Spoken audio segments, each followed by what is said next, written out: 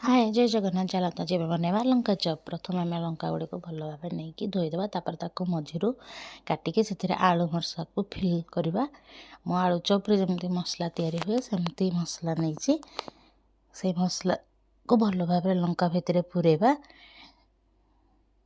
भल भाव पूरे सारापर एवं किसी बेसन नवा बेसन में किसी लुण लंका गुण नहीं ताको भल भाव गलेबा।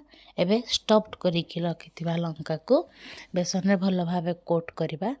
तापर किछि तेल को गरम करवा। तेल गरम हो आसला परे हम बेसन रे बुड़ीकी रखिथिबा लंका को सेतिरे डीप फ्राए करवा। लंका भल भाव छाणिया ही आसला परे आमे ताको काढ़िकी टमाटो केचप की चटनी सहित गरम गरम सर्व करवा। आमर रेडी हो गला लंका चप। एबे ताको गरम गरम खाइबा।